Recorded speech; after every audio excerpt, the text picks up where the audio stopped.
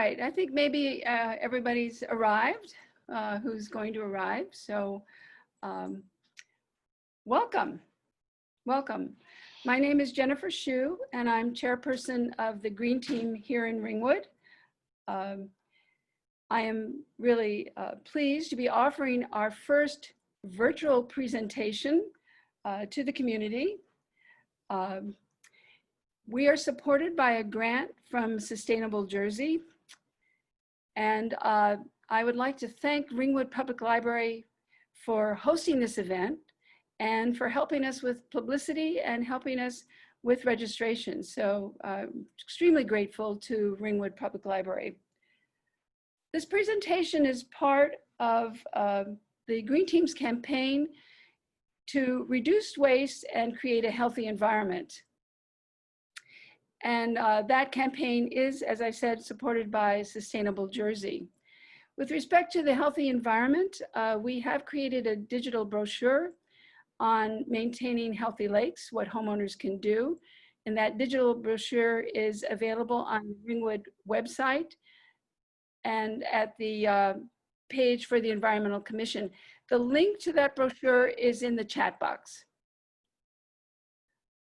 With respect to reducing waste, we are working on our campaign to encourage the residents of Ringwood to use backyard composting. And that is the topic of today's presentation.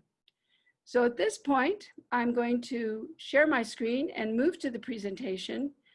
The presentation will be a PowerPoint followed by 3 videos. Bear with me if I have any technical problems. Hopefully I've ironed them all out. So I'm going to share screen.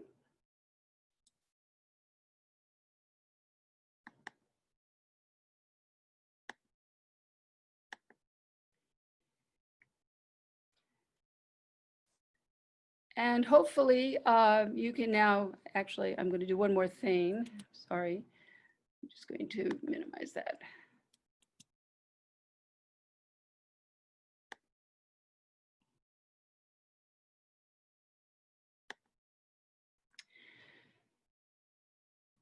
So this is basically a presentation on the basics of backyard composting. We'll be just talking about some fundamental principles in backyard composting. It is a presentation from the Green Team of Ringwood, and as I've said, it's supported by a grant from Sustainable Jersey. Today we'll be talking about why we compost, where you might set up your composting bin, and what are some of the fundamental principles of why we add certain things to our compost pile, the essentials of composting. We'll go through what materials you want to add to your compost pile, what materials it's suggested that you don't add, and then we'll talk about equipment, bins, other kinds of equipment, and finally we'll go through a step-by-step procedure of how to compost, what you might do with your compost once it's done, and some of the problems that you may encounter. At the end, we'll look at some videos. Composting is a natural process. Nature does it all the time. It's been going on for eons. If you walk in the woods, you'll see leaves and fallen trees and bark that are all in some stage of decomposition. It's nature's way of recycling organic material. And once the process begins, it will be transformed and ultimately end up as a nutrient-rich soil that will promote further growth. So composting is a natural process. We're going to be talking about controlled composting, controlled decomposition of organic material that you might do around your home, using yard trimmings, kitchen scraps, wood shavings, and other materials. The outcome of the process is compost, a humus-rich material that is wonderful for your plants. It provides food for your plants, food for your lawn. It supports growth. By composting leaves, vegetative and organic waste in your own backyard, you can reduce waste, which is one of our themes, And in doing so, you can save the municipality money. If we reduce waste, we reduce what we're putting into our garbage, and ultimately we can reduce our carting fees and also whatever it costs to send things to a landfill, and in the process create a wonderful garden loam. So here we see a picture of starting with a bin full of organic materials. Typically you put them in the top, and over time they're transformed. So if you look at the top left or top right picture, you see those organic materials gradually changing until what you get at the bottom is a rich garden loam. And notice that all those materials that you put in the beginning have disappeared. They've been transformed and you no longer see them anymore. And this, by the way, is what you're looking for to decide when your compost is ready to harvest. All of the materials that you put in are completely transformed into soil. It's actually it's actually recycling. What nature does is recycling, and what we're doing is recycling. So we start with food, we prepare it in some way, we have some scraps left over. We put those scraps in our bin along with some other materials from our yard.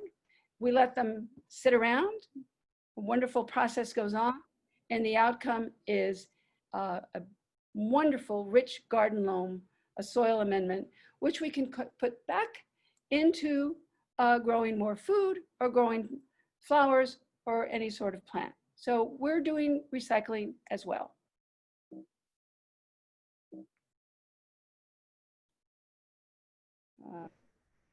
Here we go. All right. Wonderful. Thank you all for your patience. So why do we compost? 30% of our waste is compostable.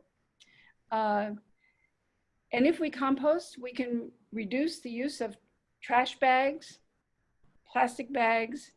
We can reduce the use of fertilizers and reduce the use of the need for buying expensive bag products. With respect to the municipality, we can reduce carting fees as well. We can reduce landfill use, and we can reduce our carbon footprint and pollution. Less garbage trucks going to a landfill means less fuel, less electricity needed for transportation. If we're using these materials, recycling our yard, we'll be using less synthetic fertilizers and other chemicals, such as pesticides even, because composting reduces really bolsters our garden in its resistance to pesticides. And finally, one comment: if you bag your kitchen scraps, put them in a plastic bag tightly and send them to the garbage, they no longer have oxygen so they can decompose, they just rot. And that rotting process produces methane. So we can reduce a greenhouse gas by composting. Composting benefits the earth, it benefits your garden. It does wonderful things for your soil, and it does wonderful things for your plants. With respect to soil, it actually improves the structure of soil. It brings nutrients and small microorganisms into the soil, which improves the soil, and it provides nutrients for plants. It is a practical way to handle yard waste and kitchen scraps. Where do we compost? Composting begins in the kitchen. You will find some sort of container that is convenient for you and the right size for the amount of food scraps that you produce. Convenient meaning that it fits someplace in your kitchen, easily accessible, and that's one of the themes of composting, is it must be easy to do. You don't necessarily need to buy a container, just any container will do, but sufficient size so you can make the number of trips to your compost bin that you want to. Your compost bin, located outdoors typically, can either be in the sun or the shade. The variable to consider here is moisture. So if it's in the sun, it may dry out quickly. If the shade may preserve moisture, you just want to check and make sure there's not too much moisture. But the main consideration is that it's convenient and accessible. It's something that you're willing to do without giving it a second thought. You have enough time. It's easy to grab your kitchen bin and go outside and dump it in your compost bin. Since we're here right now, water is essential for composting. So your bin should be in such a place where water is accessible, either that you're depending on rainfall, or it's convenient to your garden hose, or it's convenient to you to bring out a pail of water, or a pail of water from the house. At any rate, you need to have accessibility to water for the composting process to occur. The composting process actually involves microbes or microorganisms. They live in the material, and what they're going to be doing is eating the material and transforming it into garden loam. So composting provides them with an environment where they can thrive. So what do they need in order to thrive? Well, our microbes, first of all, need oxygen. They need materials such as leaves that don't mat down. They need a pile where air can move through it and provide them with oxygen. So part of what we do when we compost is make sure that those microbes will have oxygen. The microbes also need moisture to live. So we want to make sure that the moisture level is conducive to their thriving. And that means that it's not too wet and not too dry. And well, how do we determine not too wet and not too dry? It is recommended, and this comes from the Rutgers Extension Service, as well as the Cornell Extension Service, that if you were to grab a handful of material and squeeze it, if you get just a couple of drops out of it, that's the right moisture level.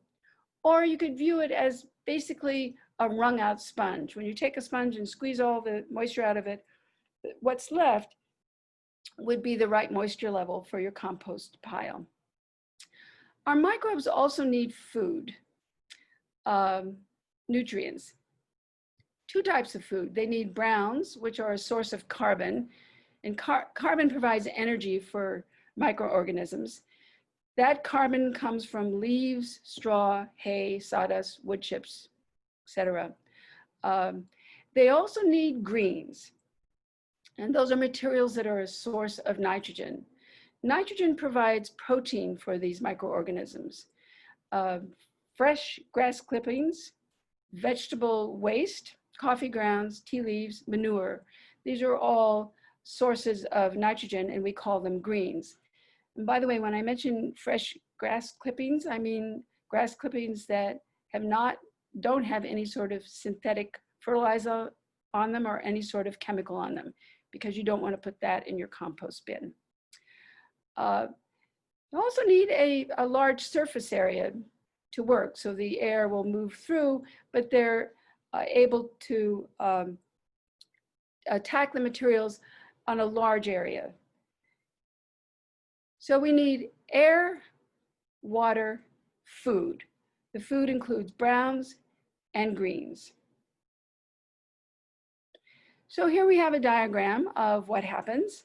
We put in our browns, and I see this is a slide that I imported.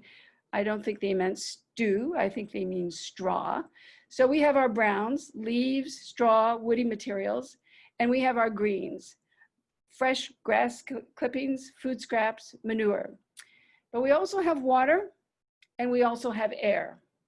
And we have our macroorganisms, our earthworms, our insects of various kinds, and microorganisms, bacteria, fungi, microbes.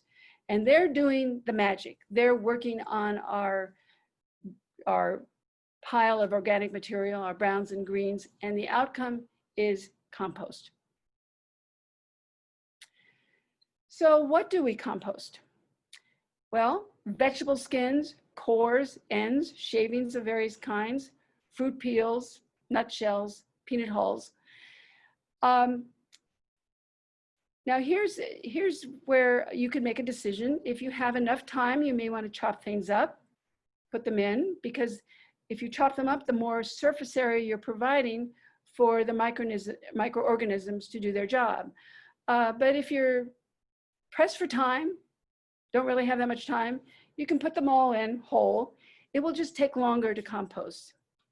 So when I get a fresh pineapple and I cut off everything, I might chop it up, or I might just take all the skin and all the waste that I'm not going to eat and dump it whole. It'll just take longer. So it's up to you how much time you want to spend in preparing the materials that go into your compost bin. You can include, some people include starches such as cooked rice, bread, pastas, and so forth, but without without grease or meat or anything on them. And you can include eggshells. It takes eggshells a long time to compost, but they are wonderful for your garden. They're a source of calcium. So go ahead. It's wonderful additive to your compost pile. Coffee grounds, coffee filters, tea bags. Some people choose to use an activator such as dry dog food or dry rabbit food. Some people don't. They are greens. They are the greens, and they will get the process. They will activate the process, get it going. So you can, if you want, include some dry dog food or dry rabbit food. What we've discussed so far on the left side of your screen are greens, high in nitrogen. But you also want to include browns. That would be leaves, that would be brush, wood chips, straw, or hay if you have them. Leaves are sufficient if that's all you have. Fireplace ashes, natural fibers. The grass clippings are greens, actually. They're a source of nitrogen, and fresh landscape vegetation is also a green. Some people choose to include shredded cardboard, shredded paper bags, and newspapers. They have to be clean, but you can include them if you want. Those will be browns, plants, flowers, and hair, if you like. You can put in, if you brush your dog, you can put in the fur from your dog as well, if you like. Those are all high in nitrogen, they're greens. And finally, you can put in rabbit, chicken, cow, or horse manure. If you have it, you don't have to put it in. If you have it, it's a nice addition. If you want to add manure as well, and Rutgers and Cornell kind of differ on whether they think manure is essential, and people differ on whether they use it or not. But if you don't have access to fresh rabbit, chicken, cow, or horse manure, you can buy organic manure at a local garden store or Home Depot. There are some things that are recommended that you don't put in your compost pile. And these are due to several considerations. If you don't want to attract animals of certain kind, you don't want to attract flies, you don't want to have a compost pile that has the odor of decaying meat, then you would not include meat, the actual egg, dairy products, and I put that in parentheses because what you'll see on one of our videos that one of our composters does include dairy. So you would not include items that are going to attract rodents or flies or create odors, and that would also include cooking oils, oily sauces. You don't want to include materials that contain substances that would be harmful to plants or harmful to the microorganisms. So you don't want any sort of treated yard trimmings or treated wood or coal or ash. Other items I think are fairly obvious. You wouldn't include wax-coated paper, metals, plastic-coated paper. You can put paper in if you want, but not if it's plastic-coated or if it's dirty. Rocks. It's not recommended that you put in compostable utensils. They take a long time to decompose. You don't want to bring in items that will later invade your garden, so you wouldn't want invasive weeds or weed seeds. And you don't want to bring in items that would cause disease in your garden, so you wouldn't add diseased plants.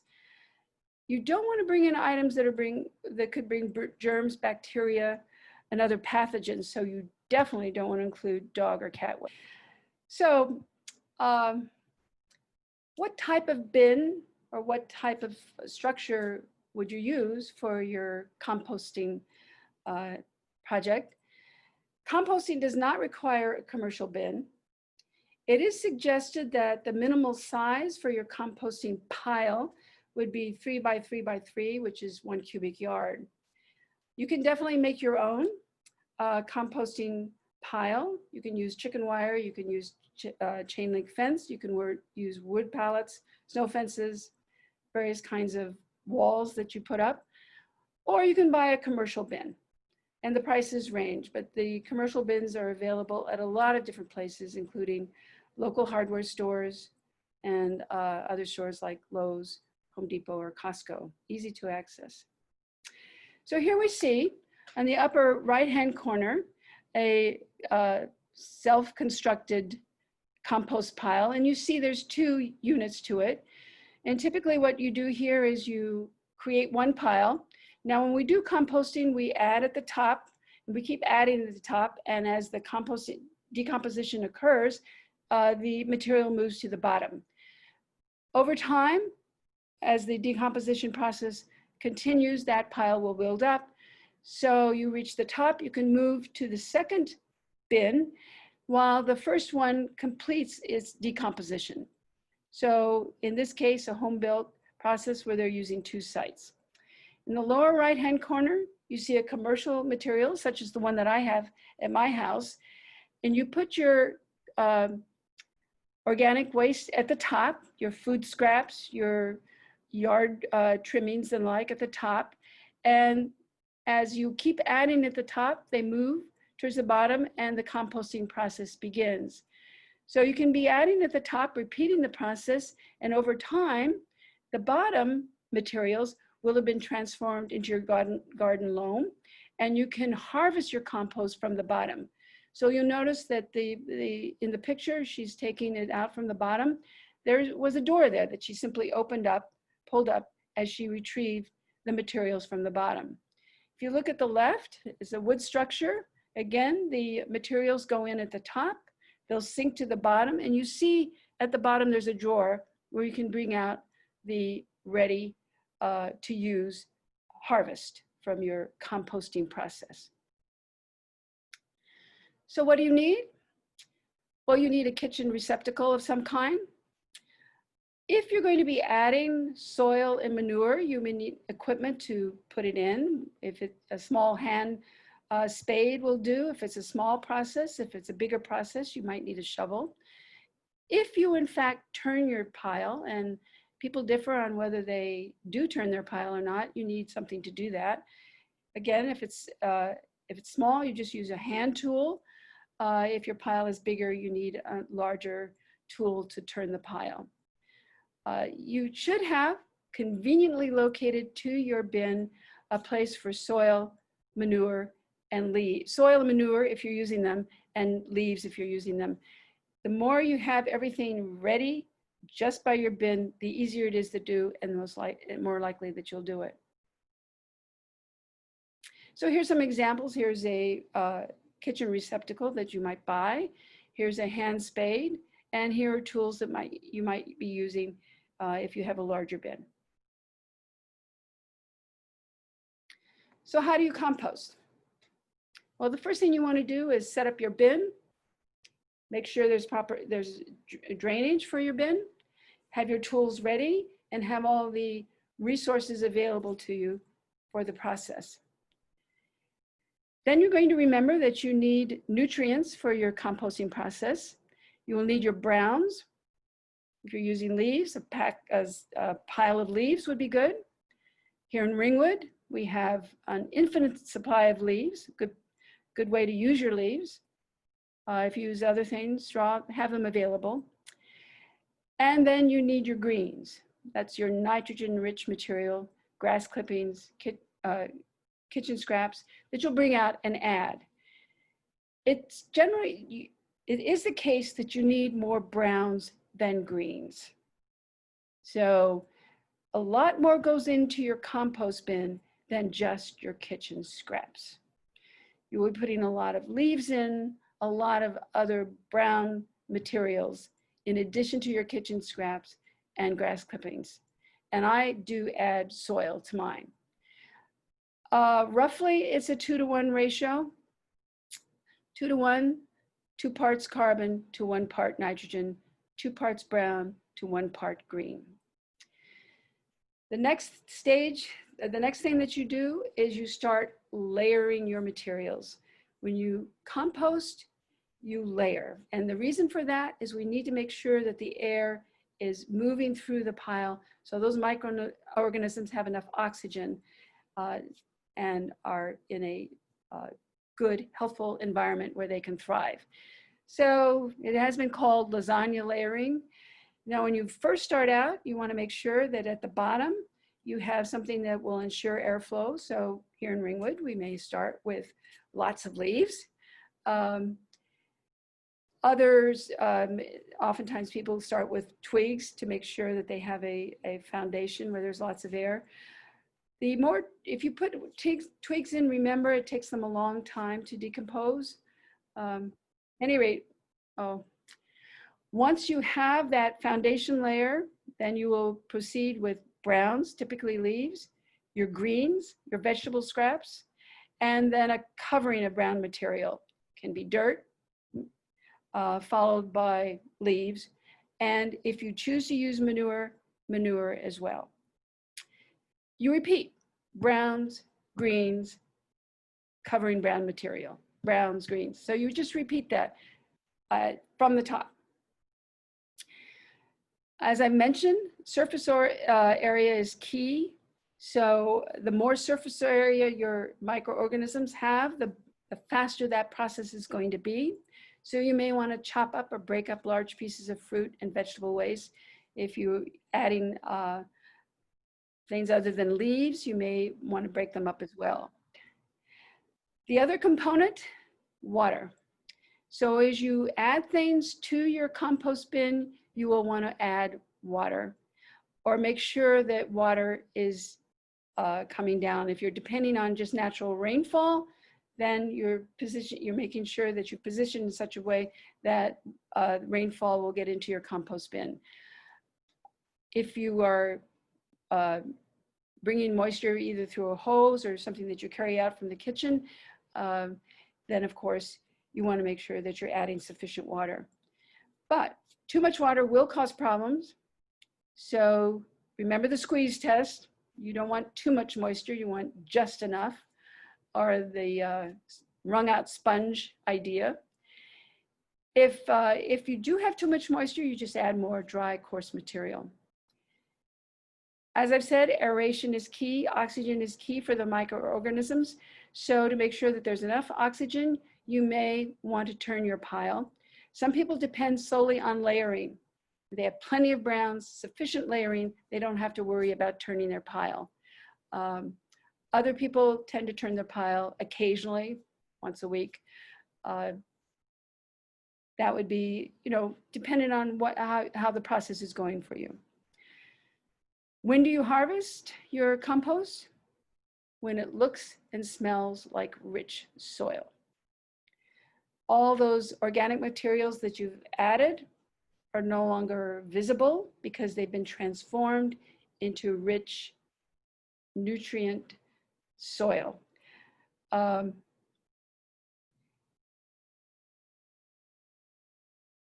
With the exception, I should say, of eggshells, because it takes them a long time to decompose. And sometimes when you go to harvest, you find that there are some eggshells, not a problem, your garden will enjoy them. So here we have the end product for our composting process, our soil, our nutrient rich soil, and you don't see any evidence of vegetable scraps or things that you've added. This is the end product of that process of decomposition, and your flowers, your plants, your lawn will relish it. So in summary, what do you need? Air, water, and food, the browns and greens in a 2-to-1 ratio. The key steps: layering, make sure there's adequate watering. And generally when I take my kitchen scraps out, I water at that time. Aeration, making sure there's enough airflow throughout the compost pile. And finally, harvesting. When it's ready, you take it out and spread it around your garden. Patience. Takes a while for the process to yield that rich garden loam. What do you do with your compost? You can mulch, you can spread it around just on the surface of your plants, your trees, your shrubs. It will smother leaves and protect the soil and keep the roots moist. You can use it as soil conditioner, mix it with several inches of compost into the garden soil around your trees and shrubs. Or if you want, just keep it aside and mix it with some soil and use it to pot your flowers or anything you're putting in a pot. You can use it as potting soil. It's rich, it's wonderful, and it's natural. Healthy compost smells like soil. It smells good. So if your compost has an unpleasant odor, that signals a problem. Don't overload your compost with too much food waste. Remember the 2-to-1 ratio. And also, if you just dump stuff and don't mix things around, things are going to rot. They're not going to decompose properly. You may need to stir the contents once in a while to allow air to circulate. And if you're using a bin, make sure that it drains properly. Some of the problems, a rotten odor might mean excessive moisture. You need to add more dry browns or turn the pile.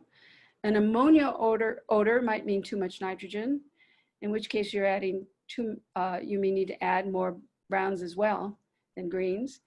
If your pile is dry, you may not have enough water. If your pile is wet but not composting, it may lack nitrogen and you may need to add more greens. I have found some wonderful resources which I'd like to recommend to you. I started composting after I read the book Let It Rot by Stu Campbell. And these are in the chat box, by the way. And also, if you, I will share them with you if you're unable to save them in the chat box. I found the Cornell Cooperative Extension extremely useful and informative. They have a lot of flyers there and also several videos, so it's very helpful. I've also found the Rutgers, New Jersey Agricultural Experiment Station helpful, and they have a video on home composting. And then the Rutgers Cooperative Extension webinar series. They have a webinar series entitled Earth Day at Home. The webinars are over, but they recorded all of them, so you can go and watch them. And one of them is the Composting 101, very useful.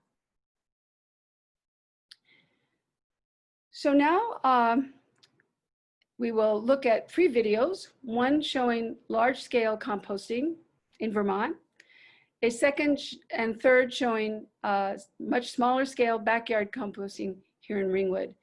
And before we go to the videos,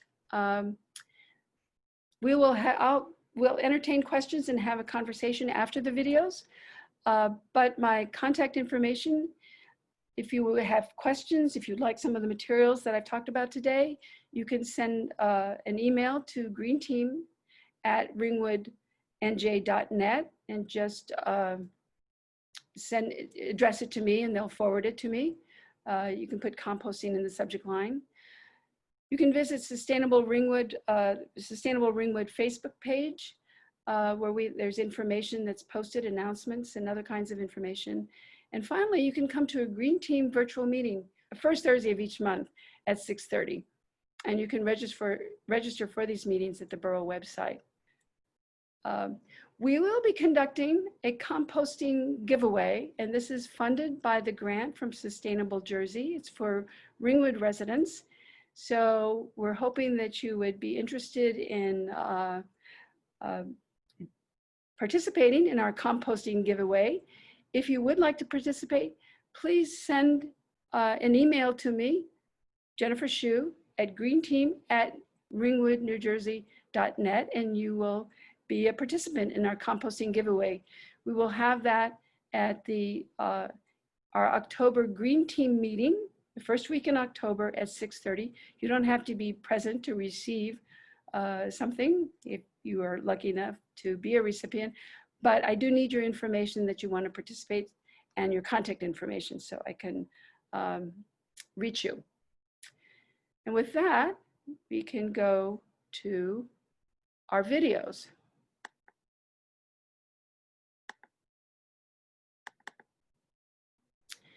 So our first video, as I said, is large-scale composting in Vermont.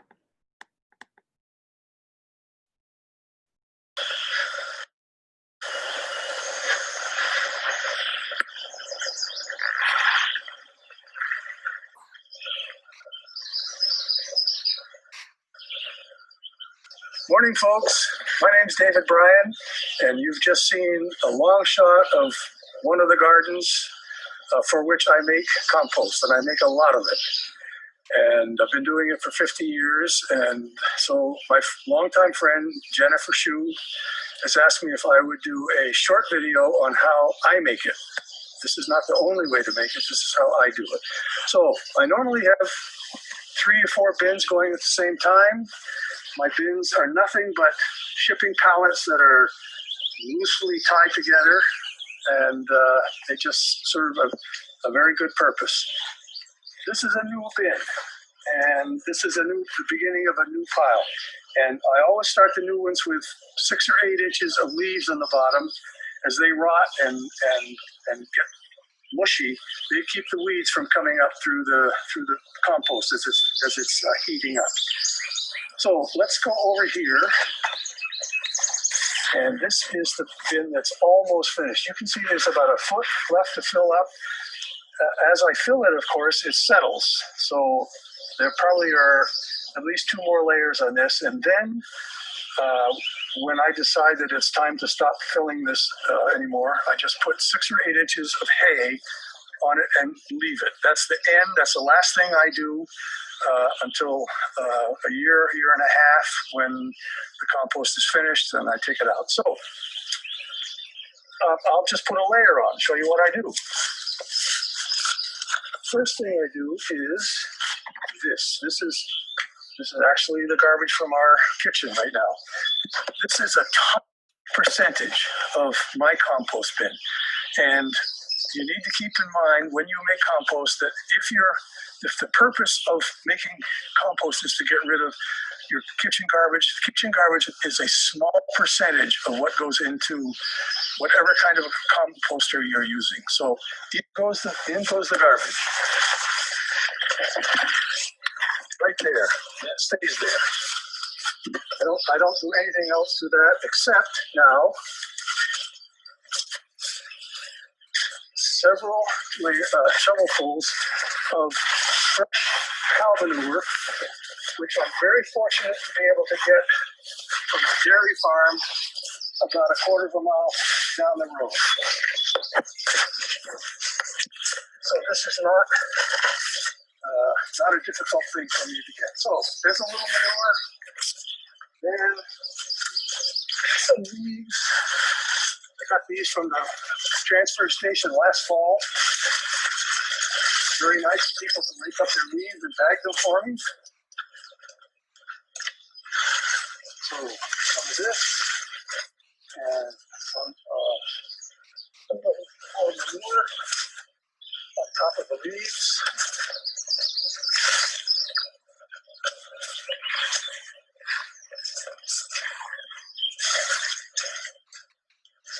Now some rotted hay, partially rotted hay.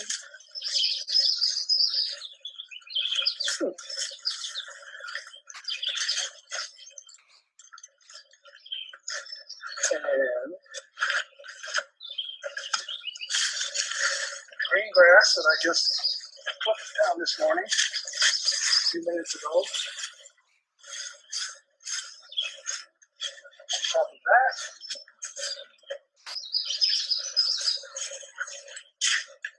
a little topsoil.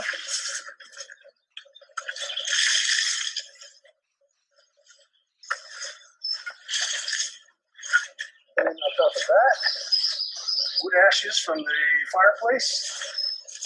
Just sprinkle on.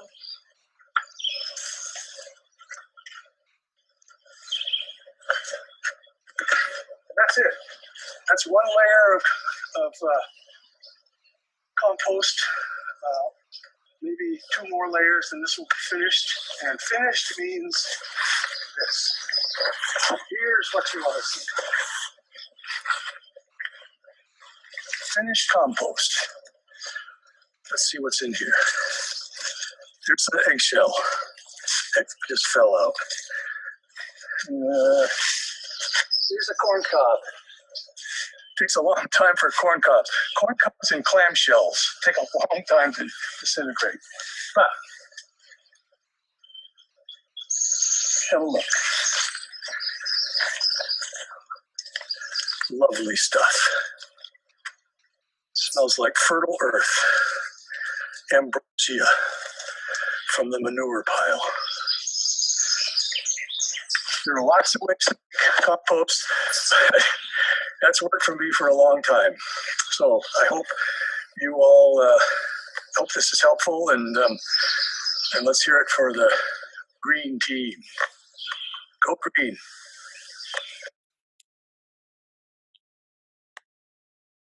Thank you, David. And now we'll go to small-scale composting here in Ringwood. I'm Jennifer Shue, and I'm chairperson of the Green Team here in Ringwood. And I am here today to show you how I do backyard small-scale composting. I know we have shown you a video of large-scale composting, but today you'll see how you can do it on a small property here in Ringwood. I start with my kitchen bin right here. It's a small bin. It's conveniently under the sink in my kitchen. And this is where I put all my vegetable scraps. My fruit peels, my vegetable peels. I've also put eggshells, tea leaves, coffee grounds. And when it's full, I'm ready to bring it out and put it in my compost bin. Now composting, there are many different ways to do composting. So what I'm going to share with you today is what I do. But there are different ways, all of them work, all of them are good. I do add an activator. This is some dry rabbit food. Gets the process going. Not everyone does it, but I do it.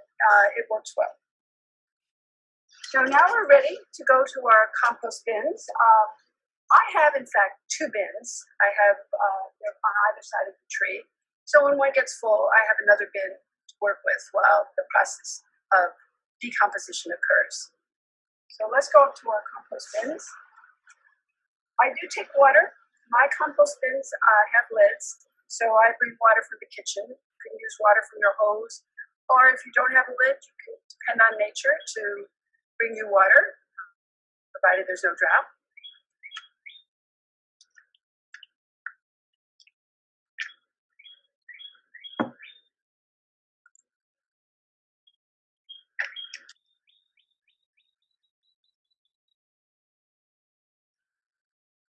It is very important to have your compost bins located in a convenient spot, close to your house. I do composting in the winter, so it's important that your compost bins are accessible if you do that, and that you don't run the risk of falling. Mine are conveniently located, so it's easy to bring my compost out, and that's key.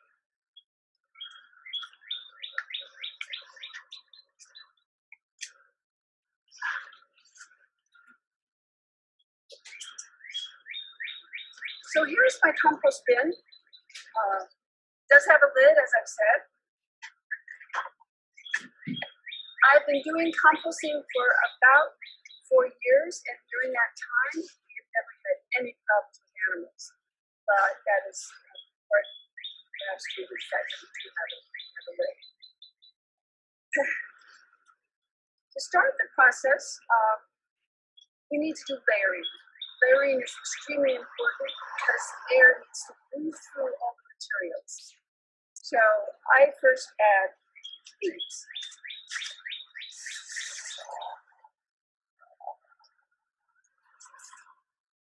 To my compost bin. Just a word to my cameraman. If you just want to come a little bit closer, cameraman.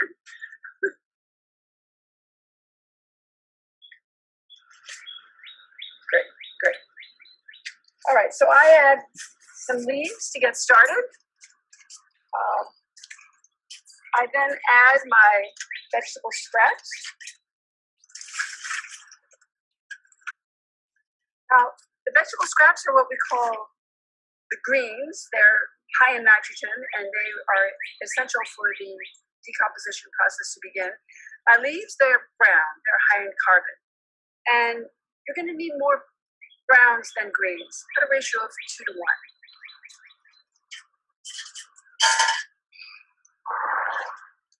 Then I add some dirt.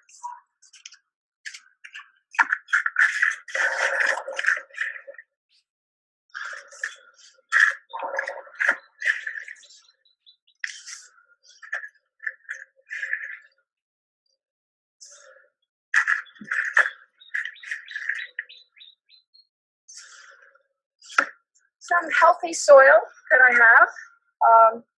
And you will find that there's some differences of opinion on whether you need to add dirt or not. I follow the recommendations of Cornell Extension Service, which I highly recommend. It's a very good source of information. We have a lot of videos. And you'll also, seen the video from David, you'll know that he adds dirt as well. And then I add some organic manure. You can find organic manure at garden stores or places like Home Depot. You can also add fresh cow manure, horse manure, chicken manure. You would not want to add, and this is something you definitely must not do, don't add dog feces or cat feces. Now, manure is high in nitrogen, it's a green, whereas our soil, as I've said, is a brown. So we have leaves, our vegetable scraps, soil, and manure. And I would probably add just a few more leaves at the top. Make sure that we have the aeration that we need. A final ingredient, which is extremely important for the decomposition process, is water.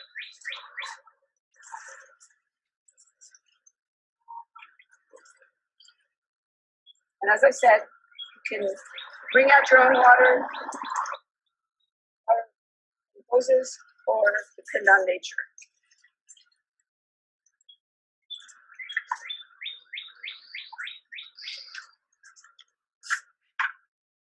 Now here is another difference of opinion.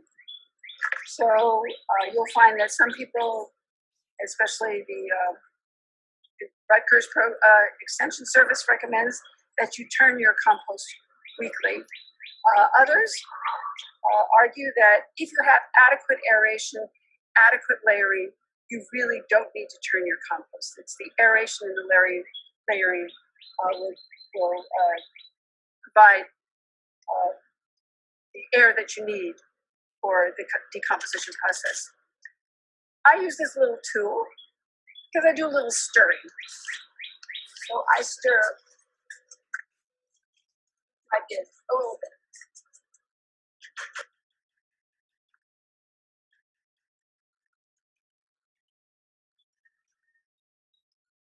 Here we have all the ingredients that we need for the decomposition process. We have our browns, our leaves, our dirt. We have our greens, our nitrogen, which is the vegetable scraps, manure, and we have water.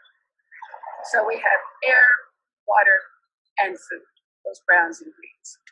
And we're ready for decomposition to begin. The decomposition process will perhaps generate some heat, which is good. That shows us that the process is ongoing. In the winter, you might see some little steam coming out of your compost bin, which is an excellent sign. If there's no heat at all, it's possible that the process is not going on.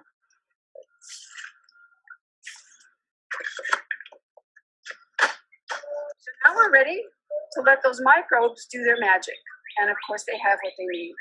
They have the air, the water, and the food, the browns and greens. So when is the process of decomposition done? Well, it's done when all the materials that you put at the top are no longer visible. And they have turned into that magical garden gnome that we hope to see. So I put all my materials at the top, but I harvest my compost from the bottom. And in my bin, which is, by the way, a commercial bin, and you don't necessarily have, you can build your own bin. You don't have to buy your bin, but you can build your own. This bin, slightly undersized, but nevertheless works very well for me. The recommended size is 3 by 3 by 3. But my bin has a door at the bottom. And here we have the product of our composting process. Now you may find that you have some eggshells in your compost at the bottom, which is okay. Eggshells take a long time to decompose, and they will benefit your garden. So there's no problem finding a few eggshells and putting in your garden. I see a wonderful earthworm that tells me that my compost is healthy and alive, which is thrilling to see.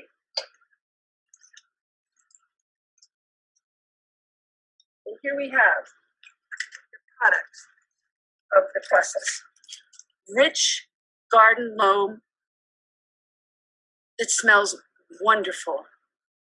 Healthy, earthy, wonderful smell. That is the product of our composting process. So I harvest my compost from the bottom.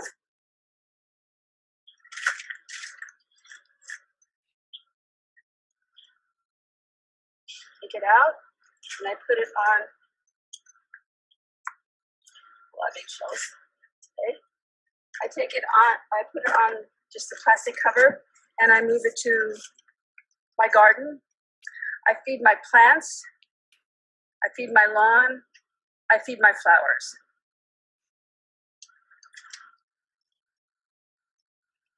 Composting is easy, satisfying, it's good for the earth, it's good for your garden.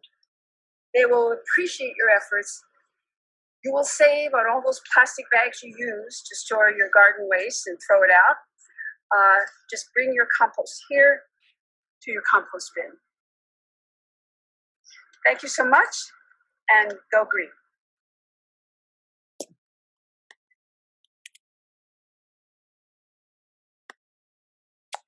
All right, we have one more very short video. I should say that at the end I said bring your compost. I meant bring your vegetable scraps and put it in your compost bin. Here's our third and final video, and it is short. My system of composting is designed to be as low maintenance, interference, involvement free, intervention free as possible. I really like keeping things very simple because I'm too busy to have a lot of time to fool around with something.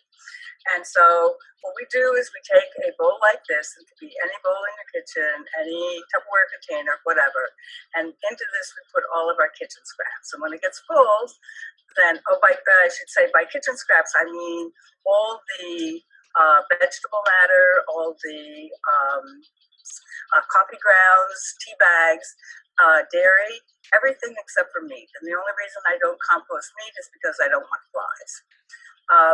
Anyhow, when this gets full, then we take it and dump it.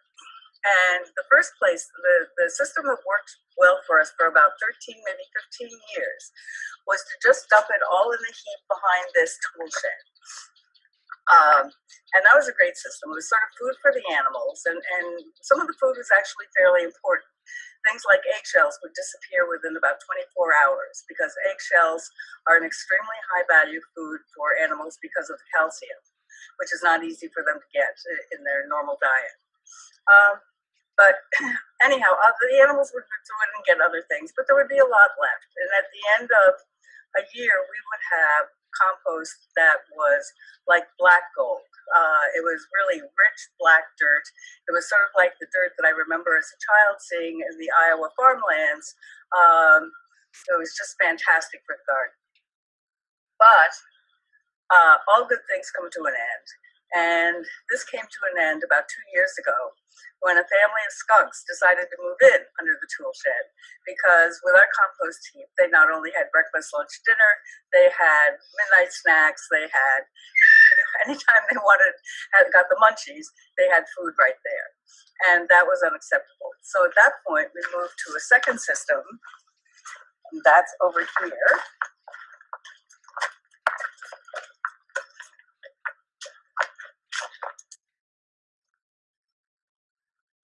This is a compost bin that I got from Passaic County.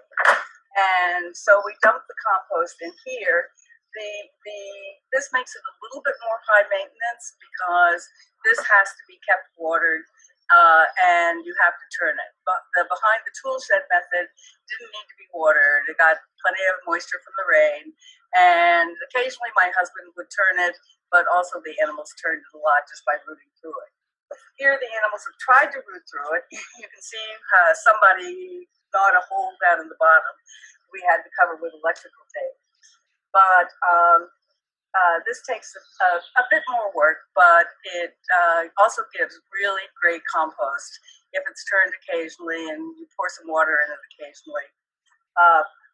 On the other hand, I do think that now that 2 years have passed and the skunks have moved out, we may try the behind the tool shed system again, at least until the skunks come back.